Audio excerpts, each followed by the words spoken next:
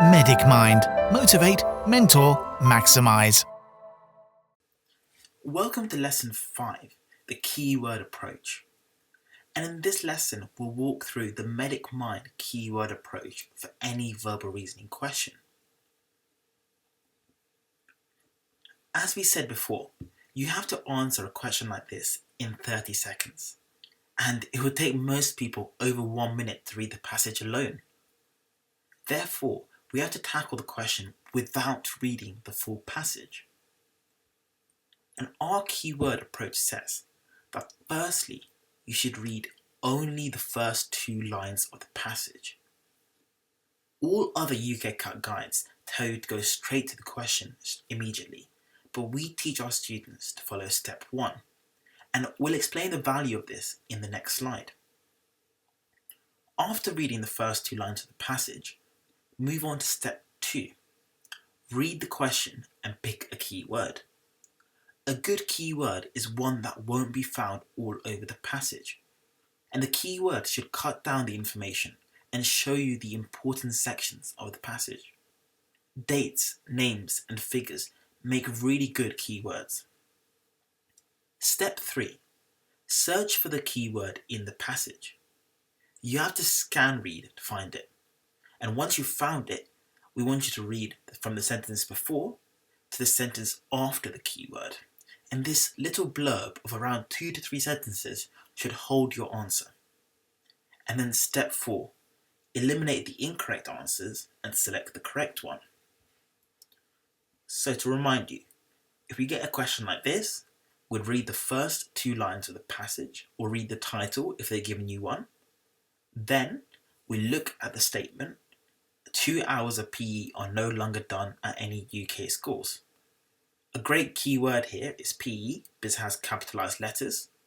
Then we find PE in the last paragraph, and would read from the sentence before to the sentence after. And remember, you're scan reading to find the keyword, but once you've found the keyword, you're reading very, very carefully around it. So there's a huge difference here, because some students get mixed up between scan reading to find the keyword and reading closely when they get to the keyword, because many students have it in their mind that verbal reasoning is all about skim reading. Yes, skim reading is so important to find the keyword, but once you've found it, be very careful, because even a single word can change the meaning of a statement and change the answer completely. And we'll see many examples of this in the next tutorial on passage adjustments. So why do we do step 1? Because as I said before, no other UCAT guide tells you to read the passage first. Well, the reason we do step 1 and read the passage first, or read the first 2 lines first, is because it helps us to pick a good keyword. Consider this statement. Magazines relating to football are becoming increasingly popular. Imagine we skipped step 1 and we hadn't read any of the passage. What do you think a good keyword here would be? Did you say magazines? Did you say football? I can't really predict which one you would have picked, because they both seem equally as good looking at the statement. However, if we'd done step 1 and we knew what the passage was about just from reading 2 or 3 lines, then it would make it much easier to pick a key word. For example, if the passage was about magazines, let's say the first paragraph is about fashion magazines, the second one about sport magazines, the third paragraph about cooking magazines, then a great keyword would be football, because football wouldn't appear everywhere in the passage and would narrow down information for us. Alternatively, if the passage was about football, then a great keyword would be magazines, because that would narrow things down for us. And therefore, by just reading 1 or 2 lines, we can understand what the passage is about and then pick a good keyword accordingly. Even going back to the question at the start, 2 hours of PE are no longer done at any UK schools. Just by reading the title and the first 2 lines, we can see that the whole passage is about UK schools, and therefore the word schools would not be a good keyword. But instead, PE seems to be a good keyword.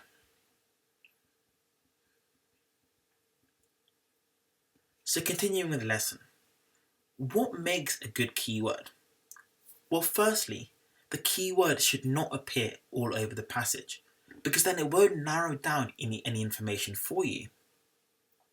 Secondly, dates, numbers, and nouns are really good keywords because they're very easy to find by visual inspection. And lastly, the keyword doesn't have to be a word, but instead it can be a phrase or a collection of a few words. So bear that in mind. So imagine you've picked a keyword and you've looked for it throughout the passage. Did you find the keyword? Well, if you found it and you find a reference to the question information, then you can be quite satisfied and move on to the next question. However, if you don't find the keyword, or if you found the keyword but don't find a reference to the question information, then either select can't tell and move on if it's a true false can't tell question, or look again in case you missed it. Or you can use an alternative method. And the alternative methods are either to check again, you might have missed the keyword, so have a look again and you might be able to find it the second time round. Or you can look for synonyms. For example, holiday can be found as vacation or trip. And lastly, you can look for an alternative keyword, so pick a different keyword and scan again.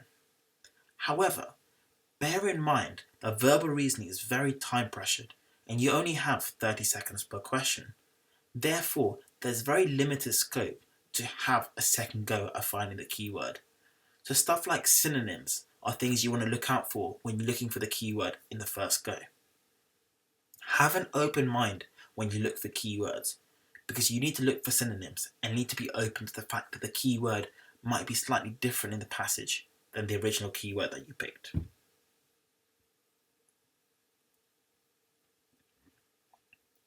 Let's finish the lesson with a couple of example questions.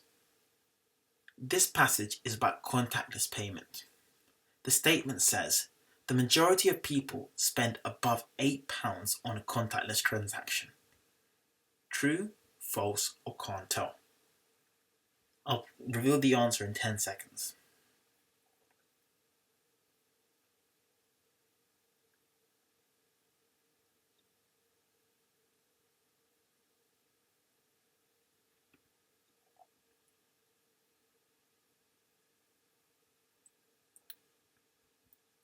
The answer here is C, can't tell.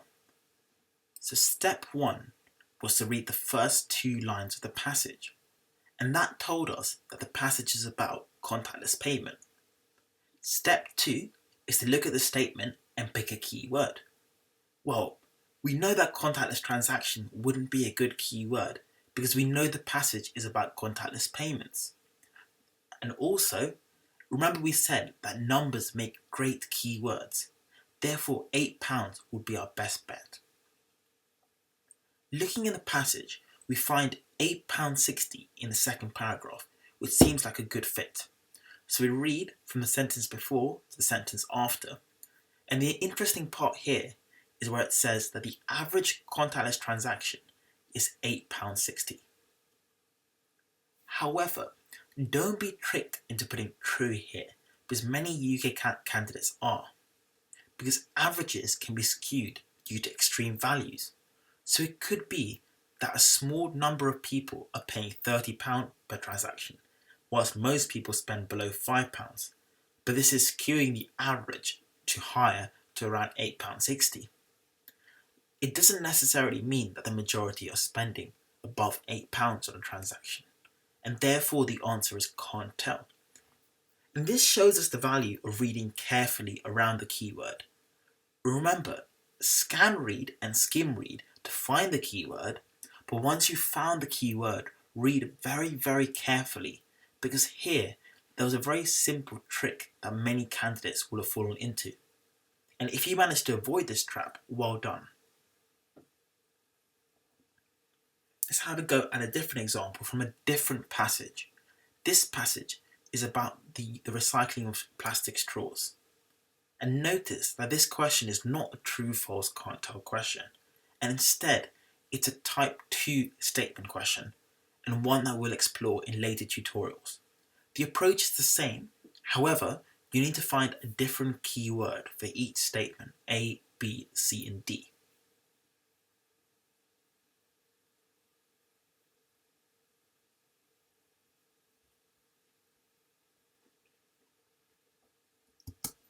The answer here is A.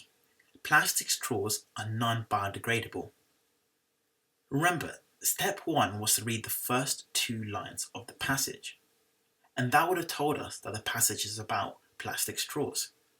So, when looking at statement A, we know that plastic straws would not be a good keyword, but instead we should pick non-biodegradable. And we find that at the beginning of the second paragraph. And the verb advocates reverting back to the old paper straws because they biodegrade. Therefore, we can infer that the plastic straws do not biodegrade. However, this is just an inference and is not a definitive true, so we should look at the other statements to see if there's something which is stronger. Having a look at B, a great keyword here is gin and tonic because they're capitalized letters. And it says, why on earth do you need a straw in your gin and tonic? However, just because it says that, it doesn't mean that gin and tonic is normally served with a plastic straw. For example, if someone used a carrier bag at a supermarket for a small Maltesers chocolate, someone might say, why on earth do you need a paper bag for a small Maltesers chocolate? But this does not mean that most people use a plastic bag for the chocolate. And in the same way, saying why on earth do you need a straw in your gin and tonic does not mean that gin and tonic is normally served with a plastic straw. C. A great keyword is Lucasade Sport, and there's no explicit mention of Lucasade Sport's view on the plastic straw tax. D. A good keyword here is restaurants, because remember, we don't want to use plastic straws because that's the main topic of the passage, which we saw from step 1. And it says that where recycling facilities exist, most pubs and bars don't bother separating out used straws to recycle because it's fiddly. There's a slight difference here because there's a difference between recycling and reusing. And also, just because most pubs and bars don't, it doesn't mean that pubs and bars don't reuse plastic straws full stop.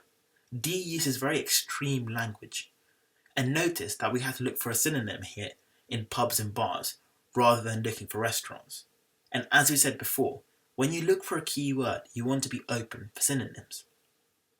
So assessing the options, A seems like the most likely fit, so that's the correct answer on this occasion.